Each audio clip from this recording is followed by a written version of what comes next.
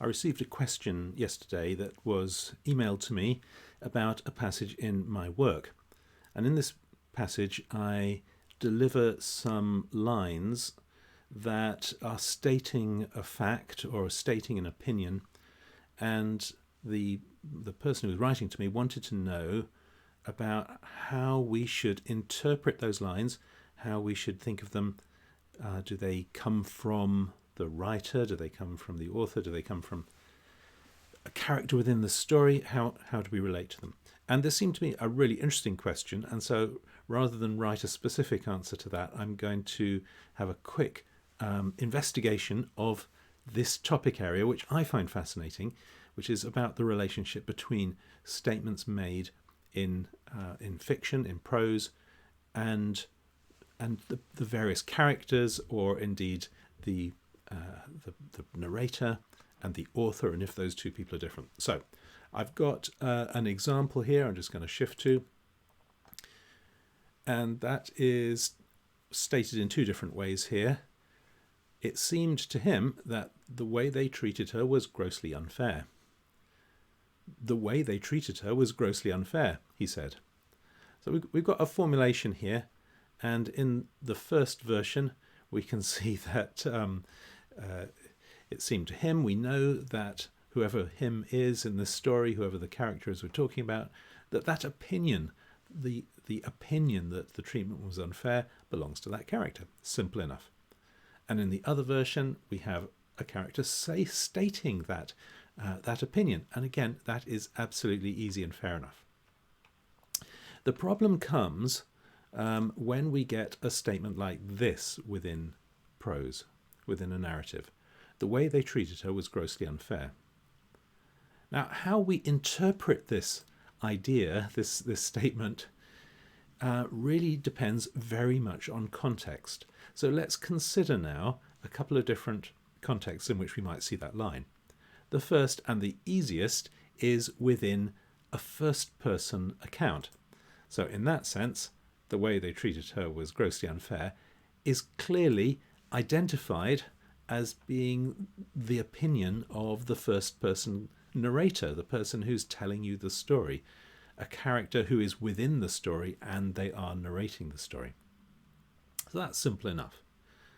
So what about a third-person account?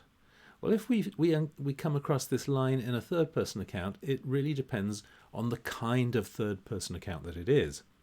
So if it is an omniscient third-person viewpoint, that is to say that the narrator knows everything, has a sort of divine overview of everyone's feelings and understandings, then we can say that this statement, the way they treated her was grossly unfair, comes from that authoritative position of the narrator who knows everything.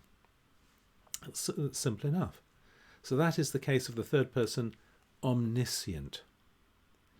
If it came from the point of view of a third person subjective viewpoint, however, which is the typical viewpoint we'll see in fiction these days, which is where it is third person, that is, it's saying he did this, she did that, rather than I did this and I did that. So it's third person. But the objectivity has been turned into subjectivity because we are seeing the world through the eyes, through the experiences of one character. So even though we're referring to them in the third person, they are still the person whose eyes we're looking out of, whose opinions we have access to. Now, this is the common mode, and this is the mode I tend to write in for a lot of the time. And in this case, a statement of this nature is somewhat more problematic, somewhat more confusing. The way they treated her was grossly unfair, you see, could be a line that comes from the author. It could be the author's opinion imposing on the narrative. And this we would typically call author intrusion. It could, on the other hand, belong to the person whose viewpoint we're sharing. and it could be an opinion, a judgment of that character. And how we sift between those two is interesting, and this is where we get down to the really practical question, which goes into writing craft. Because in the one sense, as author intrusion, this is kind of a bad thing. It breaks the reader out of the reading experience, or it tends to, by reminding them of the presence of an author, reminding them that it's not real, someone's written this down. On the other hand, if it's coming from within the mind of a character, then this is good, because it means we're deep into the story and we are reading the thoughts of the character, and this is very satisfying. So let's consider now this statement appearing in the first page of a novel, where we have not really yet established that we're viewing from the mind of one particular character. And in that case, this sentence is going to be interpreted as an opinion of the author. On the other hand, if we came upon this sentence much later in the novel, where we have gradually deepened our experience of this character and we've become so absorbed in this character that whatever the character sees or experiences or thinks just comes to us as statement, then this is definitely identified as the opinion of the character.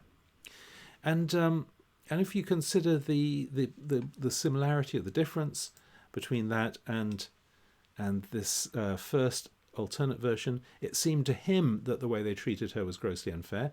That's the kind of line that we might encounter fairly early on in our experience of the fictional world, where the rules, if you like, the norms of the narrative of this particular story are still being established, where it is still becoming clear to the reader. They are learning, they're being trained that any opinion belongs to that particular character.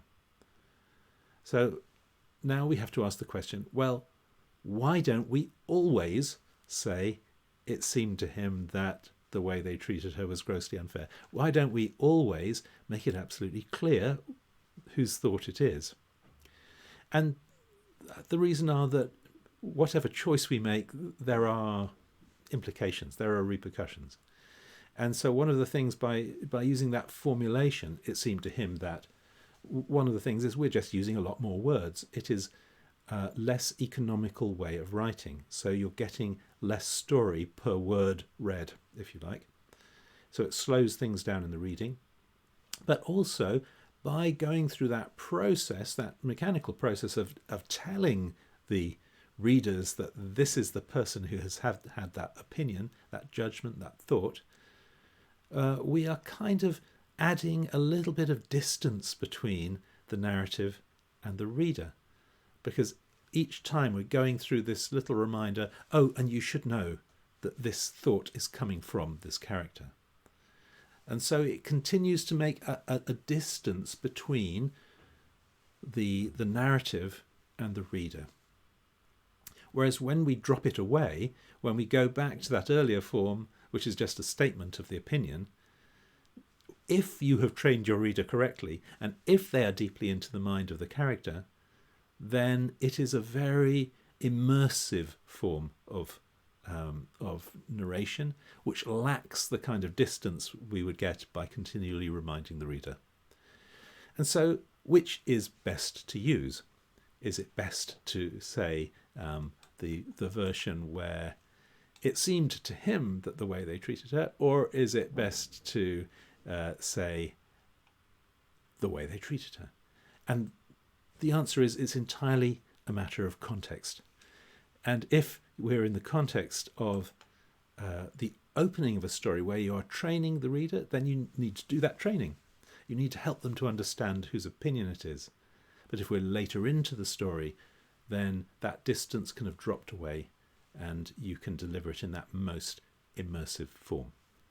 And as always, the caveat is there are no rules to this. There are only repercussions. There are only effects. So you got to make your own choice, make your own mind up. But I hope that has been interesting. and